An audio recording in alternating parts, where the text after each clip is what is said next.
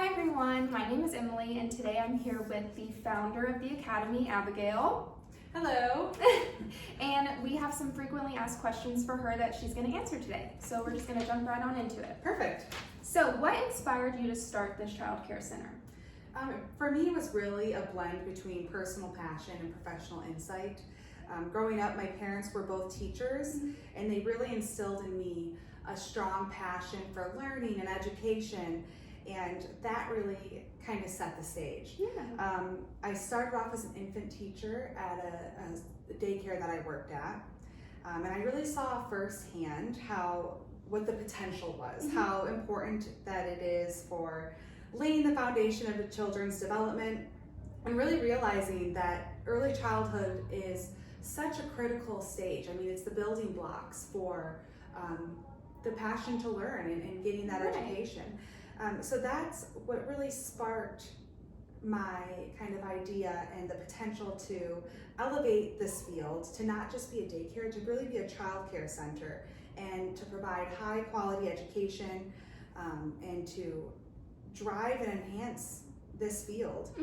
I really think that early education is coming into a new era, and it seems to come from a desire to professionalize the field, which I think is really important. So that's kind of where my passion and my idea came, was to professionalize this field and to provide not only quality care, but exceptional education as well. Right, which Abigail has when she started this facility, it's not just for like child care, it's them learning, having a curriculum, even when they're starting out as infants. That's what I really think sets you apart from other places. And not even just that, but we really want to build these children to go out into the community and be productive young people or productive adults. So they grow up and they want to give back to the community. They want to be positive members of our society. Yeah, absolutely. And I notice you call it the centers or early education. Why do you call it that instead of a daycare? I really feel like there's a big difference between daycare and ECE, or early child care.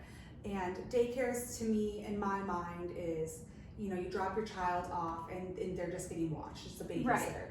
And I feel like an early childhood center, we're kind of embodying a school type of feeling. We are teaching them. Everything we do is with a purpose. To prep them for kindergarten. Correct, yes. Yeah, that's very cool. All right, question number 2, Abigail. How do you ensure a safe and nurturing environment for the children? Yeah, so we ensure a safe and nurturing environment really through 3 key principles: safety, emotional support, and positive relationships. First and foremost, safety is our top priority. We have clear and consistent safety protocols, which the staff are all trained on regularly and informed. And not only that, but we don't just set these protocols and leave them. We really update them, and we bring professionals in from the safety and security world to go over our plans with us to make sure that they're the most up to date and the best thing for us to do in our specific space. And we do trainings on those with the staff. We encourage open communication between educators and children. We want there to be a warm relationship where they feel like they can trust our teachers.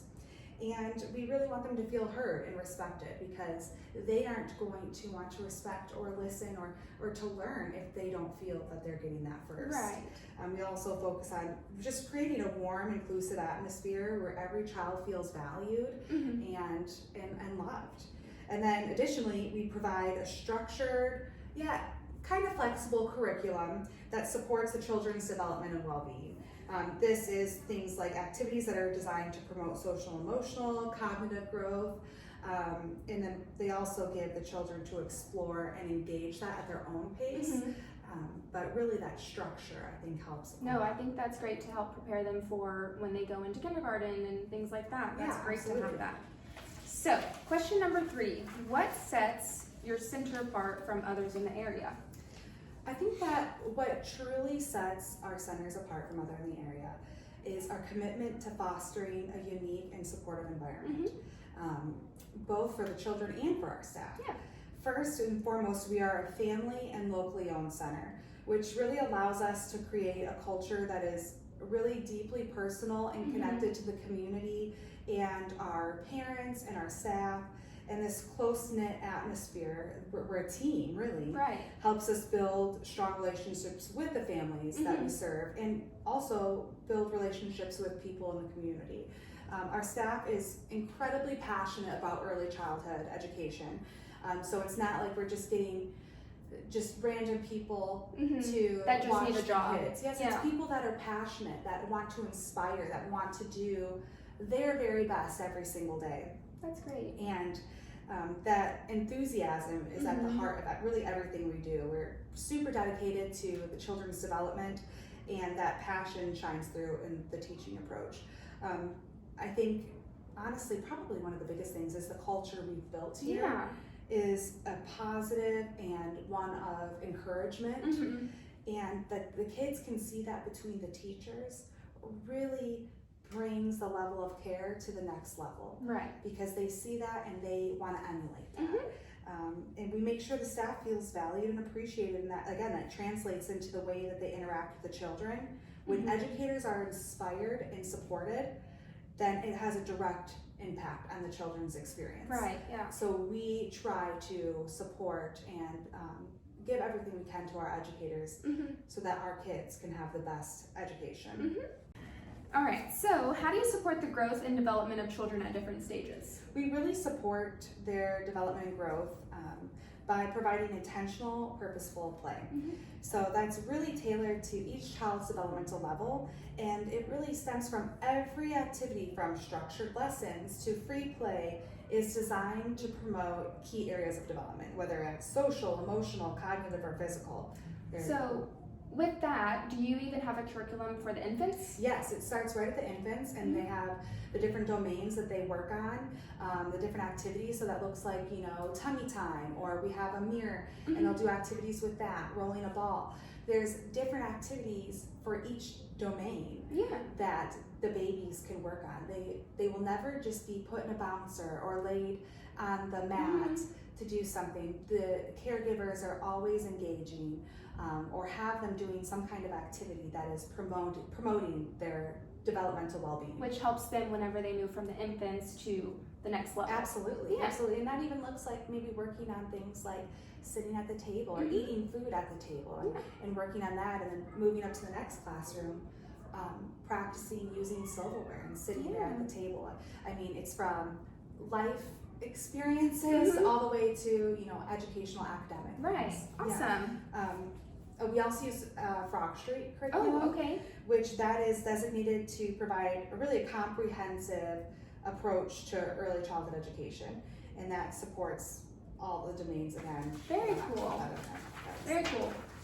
So, how do you communicate with parents and involve families in their child's learning journey? Yes, and that's, I think, a huge part of early education. We believe that our children really learn best within the context of a family. So having that relationship with the families is incredibly important to us. We want to have a strong, ongoing communication with them, and we see them really as partners in this learning process. And we aim to really create an environment where we're supporting them as well. If they have any questions about developmental milestones or anything like that, they can come to my staff, because my staff is educated to know where those children should be and give advice to do that. Or if we don't have the answers, we have the resources to find the answers. To help. Yes, exactly. Like our on-site, we have a speech therapist who will come to the center. Oh, that's awesome. And she will work with the families if they would like to do that through her Very company. cool. So that's really wonderful. We really like to keep them informed and engaged. We utilize tools like Line Leader, which is our parent engagement app, and that provides real-time uploads of photos, videos of what they're doing, daily activities, what they're eating, all of that, really their whole day, and that allows the parents to feel connected. Another thing that parents really, I think, love about our communication is that we do monthly developmental checklists. So the teachers will go through this checklist throughout the month and check off the developmental milestones that student is showing. And then we give those to the parents, so the parents can see their growth, their progression, and where they're at, maybe some things they need to work at. Sometimes we even find different delays, and we can help them before they go to school. Right. So they're That's not great. they're starting school off at a little bit of an advantage. And then our parent-teacher conferences, where teachers can really have in-depth conversations about their child's individual process or progression and their strengths and their goals. And that also gives parents a chance to answer and ask questions, which is, I think, what they want to do as well. That's very important. Absolutely. And it's very cool that the teachers here are so, like, they have a lot of kids in their classroom, but they also take time to make sure that they're also focusing on a student at a time so that we can see their growth and everything and tell their parents and families how they're doing. So that's really cool. They really show that too with the curriculum in the older classrooms, even with multiple students. They will do a whole class activity or curriculum, and then they have time where they pull children out for more one-on-one individual help with the teacher. Yes, so small group. Very cool. Well, Abigail, thank you so much for coming on Emily. today. I appreciate it. Yeah, well, if you have any more questions, leave them down below, and we'll see you next time. Thank you. Bye.